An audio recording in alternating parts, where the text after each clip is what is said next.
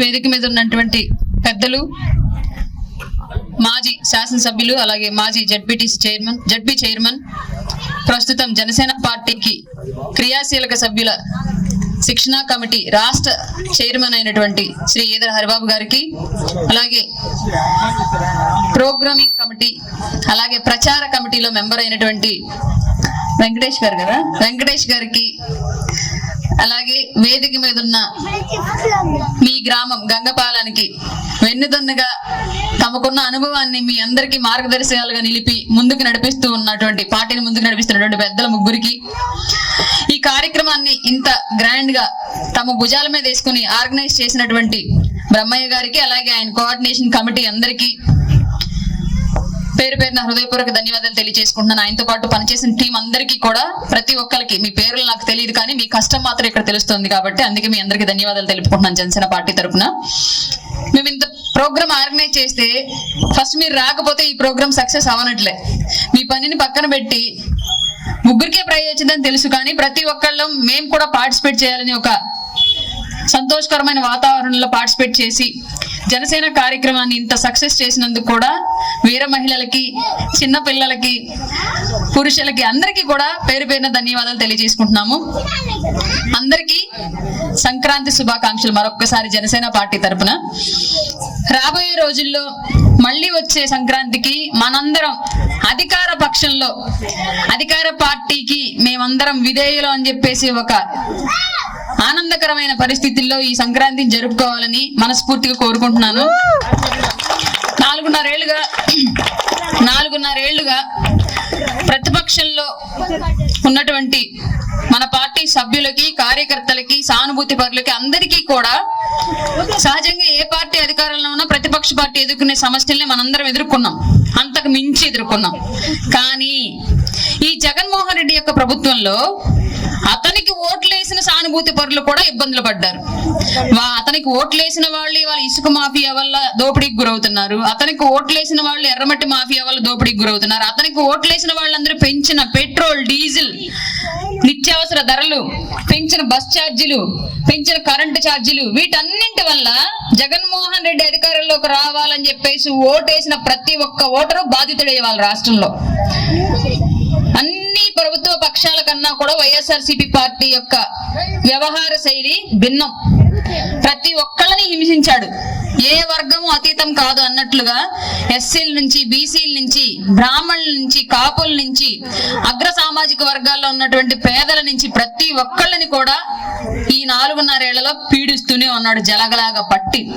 ఇక నుంచి అయినా సున్నం పెడితే జలగ ఎంత బలంగా మన రక్తం తాగినా సరే సర్రమని వదిలేసి ఎలా బ్రతుకు జీవుడు అని పరిగెత్తిపోయిద్దో అట్లాగే ఈవీఎం లో ఒక్క బటన్ ఓటు అనే ఆయుధంతో ఈ జగన్ అనే జలగని 24లో రాష్ట్రం వదిలి పరిగెత్తేలాగా మనందరం ఆ జలగని తరిం కొట్టేంత వరకు కూడా నిద్రపోవద్దని చెప్పేసి మీ అందరికీ రిక్వెస్ట్ చేస్తాను. ఇక్కడ వైసీపీకి ఓటేసిన వాళ్ళతో మాత్రమే నేను మాట్లాడుతున్నా క్లియర్ గా. బాధితుడు కాని వాళ్ళు ఎవరన్నా ఉంటే మేం ఫలానా విషయంలో జగన్మోహన్ రెడ్డి వల్ల లబ్ధి పొందామని చెప్పండి. అమ్మఒడనే పేరుతోటి మీ అకౌంట్ లో డబ్బులు వేసి నాన్న గొంతుతోడనే పేరుతోటి మీ దగ్గర నుంచి డబ్బులు లాగేసుకున్నాడు. ఆ విషయం మీ అందరికీ తెలుసు. ఇంతకు ముందు క్వార్టర్ 70 రూపాయలు 80 రూపాయలు తాగి మీ అందరూ వాళ్ళ 200 300 పెట్టి తాగొస్తున్నారు. ఆ విషయం మేం కాదు బాధితులు, తాగేవాళ్ళు వాళ్ళ భార్యలే పెద్ద బాధితులు. మా జగన్ అన్నది ఇచ్చిన బ్రాండ్ అని చెప్పేసి బూమ్ బూమ్ డామ్ డామ్ అంటే ఎక్కువ ఆ పార్టీ వాళ్ళే ఎక్కువ తాగుతున్నారు. ఎక్కువ ఆర్థికంగా నష్టపోతున్నా కూడా ఆ పార్టీ వాళ్ళే నష్టపోతున్నారు. ఎందుకంటే ప్రభుత్వం మద్యం అమ్ముతుంది కాబట్టి. ఇంతకు ముందు అక్కడ ప్రైవేట్ బెల్ట్ షాప్ లో అయితే 4 ఆడవాళ్ళు వేసుకొని వెళ్ళి వాడి ముందు 2 సీసాలు పగల కొట్టంగా వాడు భయపడి కొద్ది రోజుల్లో సైలెంట్ గా ఉండేవాడు. ఇవాళ ఆ సిచ్యువేషన్ లేదు. ప్రభుత్వమే మద్యం అమ్మడం వల్ల మహిళా సంఘాలు కూడా ఏం చేయలేని నిస్సహాయ స్థితిలో ఉన్నాయి. ఇక్కడ మహిళలకు ఇబ్బంది కలుగుతోంది అని చెప్పేసి ఎవరన్నా ప్రయత్నించిన వాళ్ళ మీద కేసులు ఉంటాయి. తెల్లారి పొద్దున ఎట్లాంటి కేసులు ఉంటాయి చెప్పలేము మనం. ఎందుకంటే ఉద్యోగాలు లేవు అని చెప్పేసి నిరుద్యోగులు ధర్నా చేస్తే జగన్మోహన్ రెడ్డిని రేప్ చేయడానికి వెళ్ళారని చెప్పేసి నిరుద్యోగుల మీద కేసు పెట్టారు, ఆ సెక్షన్ పెట్టారు అప్పట్లో అమరావతిలో. ఆ విషయం మనందరికీ తెలుసు. అట్లాగే ఇవాళ ఉద్యమాల పేరుతోటి లేదంటే ప్రజల సమస్యల గురించి ప్రశ్నించడానికి బయటకు వచ్చిన ప్రతి ఒక్క సామాన్యుడి మీద కేసు ఉంది, ప్రతి ఒక్క వ్యక్తి మీద ఆపోజిట్ పార్టీ అని ముద్ర ఉంది. దానిలో భాగంగానే ఒక దళిత సామాజిక వర్గానికి చెందిన డాక్టరు మాస్క్ ఇవ్వడం మహాప్రభు అన్న నేరానికి అతనికి ప్రతిపక్ష పార్టీ నాయకుడు అని చెప్పేసి ముద్రేసి హింసించి చంపాడు జగన్మోహన్ రెడ్డి. ఆ విషయం మనందరికీ తెలుసు. అట్లాగే కాపు కార్పొరేషన్ పేరుతోటి నేను కార్పొరేషన్ 1000 కోట్లు నిధులిస్తానని చెప్పేసి ఇవాళ కూడా కాపు బిడ్డలకి విదేశీ విద్య దీవెన పథకం ఇవ్వకుండా వాళ్ళ చదువులు మధ్యలో ఆగిపోయేలాగా చేశాడు. కాపు రిజర్వేషన్ ఇస్తా అన్నాడు, ఇవ్వలేదు. ఇలా అన్ని రకాలుగా కాపుల్ని మోసగించాడు. బీసీలు అందరూ అనుకున్నారు అప్పట్లో బీసీలు మామూలుగా సహజంగా బీసీల్లో ఉండే ఒక ప్రాబ్లం ఏంటి అంటే, ఒక రజకుడికి టికెట్ ఇస్తే ఒక వడ్డెరో, ఒక కొమ్మరో, ఒక ముదిరాజు, ఒక కళింగ వీళ్ళందరూ మా రజిక అనుకోరు. వాళ్ళు రజకులకి ఇచ్చారంటే మనకు కాదులన్న ఫీలింగ్ లో ఉంటారు. ఒక వడ్డెరకి ఇస్తే వడ్డెరకి ఇచ్చారంటే మనకు కాదులన్న ఫీలింగ్ లో మిగతా కులాలు ఉంటాయి. అంటే ఎక్కువ పాపులేషన్ పరంగా చూస్తే బీసీలు ఎక్కువగా ఉన్నప్పటికీ కూడా కులాల వారీగా విడిపోయి ఉండడం మూలంగా విడివిడిగా ఉండి మాది కాదు అనే భావనలో ఉండే వాళ్ళందరూ. తర్వాత జగన్మోహన్ రెడ్డి వచ్చాక ఏళ్లలోని ఈ భావనని క్యాష్ చేసుకున్నాడు. ఏం చేశాడంటే, ఇదిగో నువ్వు రజక ఇక్కడ కూర్చొని ఇది కార్పొరేషన్, వడ్డెర నువ్వు ఇక్కడ కూర్చుంది నీ కార్పొరేషన్, ముదిరాజు నువ్వు ఇక్కడ కూర్చుంది నీ కార్పొరేషన్, కళింగ నువ్వు ఇక్కడ కూర్చుంది నీ కార్పొరేషన్, మీకు అందరికీ సపరేట్ బొచ్చులు పెట్టాడు ముందు. వీళ్ళు ఏం చేశారు, అబ్బా జగన్మోహన్ రెడ్డి వచ్చాక మాకు ఇస్తాడరా, మమ్మల్ని విడిగా చేశాడు, కుప్పలో కొట్టుకోకుండా మమ్మల్ని ఎవరి కోళ్ళకి మంచి గదులు వేరు గదులు పెట్టి వేరు కుంపట్లో పెట్టాడు మాకందరికి, ఇంక ఎవరి కోడకి తెచ్చి ఒళ్ళో వేసేస్తాడు పెద్ద లిబ్బి అని ఎదురు చూశారు అందరూ. తేరా వీళ్ళు ఎంతసేపు కూర్చొని వీళ్ళ పరిస్థితి ఏమైంది, అన్నా రజకన్నా నీ గిన్నెలు ఏమైనా పడ్డాయా, నా గిన్నెలు ఏం పడలా, అన్న వడ్డరన్న నీ గిన్నెలు ఏమైనా పడ్డాయా, నా గిన్నెలో ఏం కాడు పడలా. గిన్నెలు సపరేట్ చేశాడు తప్ప గిన్నెల్లో ఏమి ఇలా ఖాళీ బొచ్చే పెట్టాడు వాళ్ళ ముందు.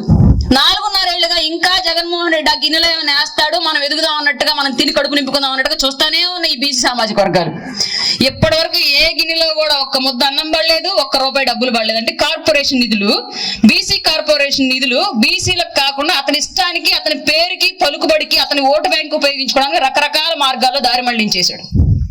దాని గురించి ప్రశ్నించడానికి ఇవాళ ఇలా యూనిటీ లేదు, సపరేట్ చేసాడు. సపరేట్ చేయడం మూలంగా బీసీ నిధులు తినగలిగాడు.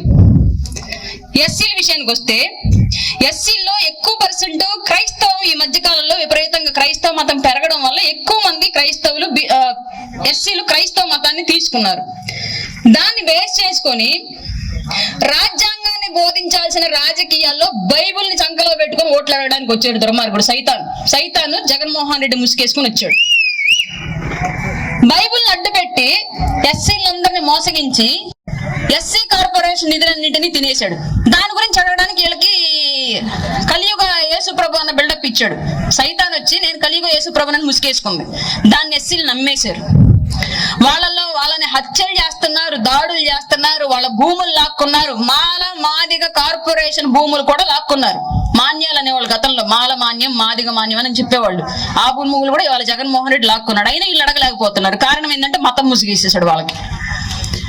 అగ్ర కులాల్లో ఉన్న వాళ్ళు ఎదురు తిరుగుతారేమోనని చెప్పేసి కమ్మ సామాజిక వర్గానికి అసలు రాష్ట్రానికి సంబంధం లేదు, వాళ్ళొక వేరే కంట్రీ నుంచో వేరే ఖండం నుంచో వచ్చారు అన్నట్లుగా సపరేట్ చేశాడు. రాజధాని పేరుతోటి కమ్మ సామాజిక వర్గాన్ని అంతటినీ రాష్ట్రం ఏదో పెద్ద దోషులుగా చూసేటట్లుగా క్రియేట్ చేయడానికి ట్రై చేశాడు. ఈ 4 ఏళ్లలో సొంత ఛానళ్లు, సొంత పత్రికలు పెట్టుకొని 70 మంది సలహాదారులు పెట్టుకొని అతను చేసింది ఏంటయ్యా అంటే, కులాల మధ్య చిచ్చు పెట్టాడు, ప్రాంతాల మధ్య 3 ముక్కలు ఆట ఆడాడు. మొద్దు చెట్లు ఆడతారు కదా చాలా మంది, వచ్చి రాని మొద్దు చెట్లు ఆట, అట్లాంటి ఆట ఆడాడు. 3 ముక్కలుగా విడదీసి నీకు అమరావతి, నీకు వైజాగ్, నీకు కర్నూలు అన్నాడు. పోనీ ఇట్లు ఏదన్నా చేశాడేమో అనుకున్నా, కర్నూలు అక్కడే ఉంది ఏం జరగల, అమరావతి అక్కడే ఉంది ఏం జరగల, వైజాగ్ ఏం జరగల.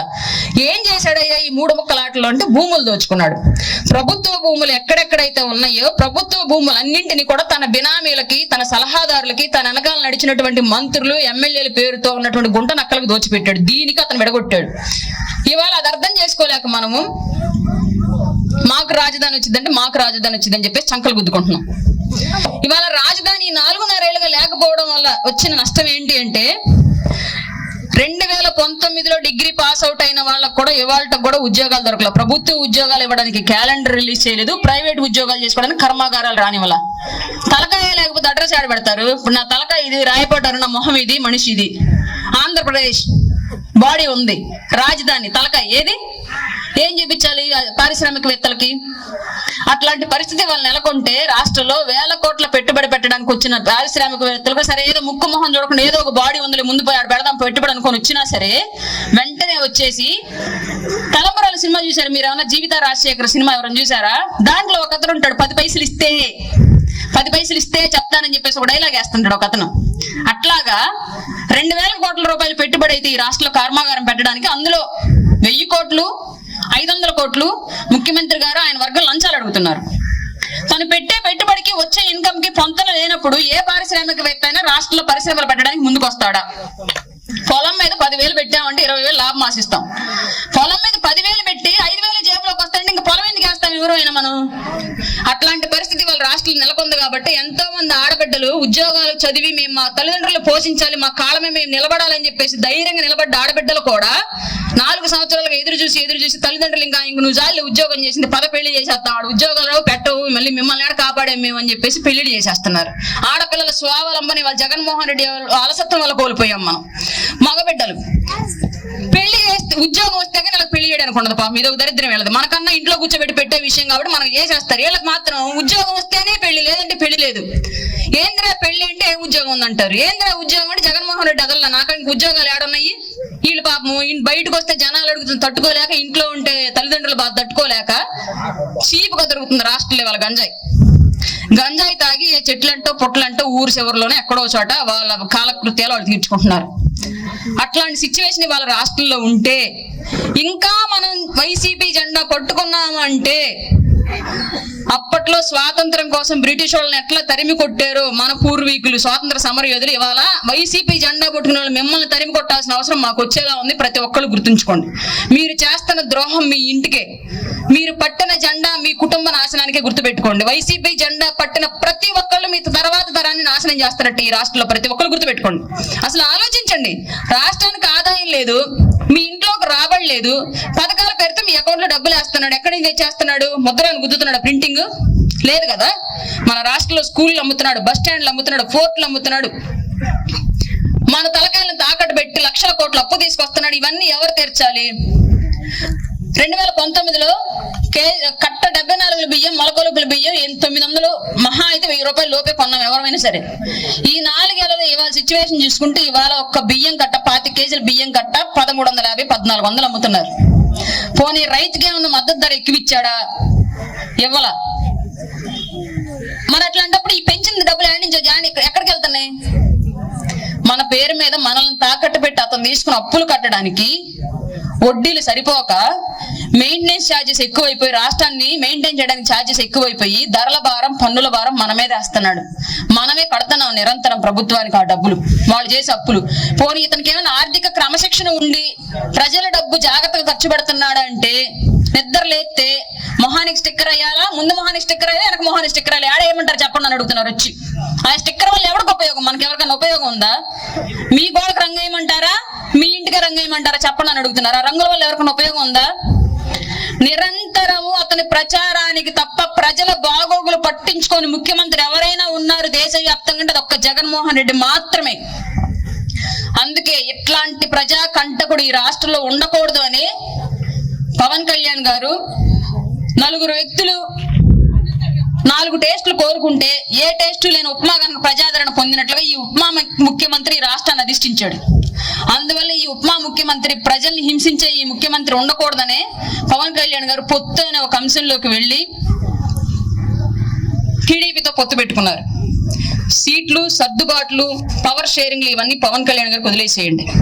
మన భవిష్యత్తు కోసం ఒక వ్యక్తి నిస్వార్థంగా నిలబడ్డాడు కాబట్టి అతను చెప్పిన దారిలో, అతను అడుగుల్లో అడుగేసుకుంటూ అతను చెప్పినట్లుగా 2024 ఎలక్షన్ వరకు నడిచి ఆ వ్యక్తి నిర్ణయం ప్రకారం ఉమ్మడి ప్రభుత్వాన్ని అధికారంలోకి తీసుకొద్దాం. రాబోయేది 24లో ఖచ్చితంగా గుర్తుపెట్టుకోండి అందరూ, జనసేన టీడీపీ ఉమ్మడి ప్రభుత్వం వస్తుంది. వైసీపీ రాష్ట్రంలో కనీసం ప్రతిపక్ష పాత్ర పోషించే పరిస్థితుల్లో subscribe. Please subscribe. Subscribe. Please do subscribe. Please do subscribe.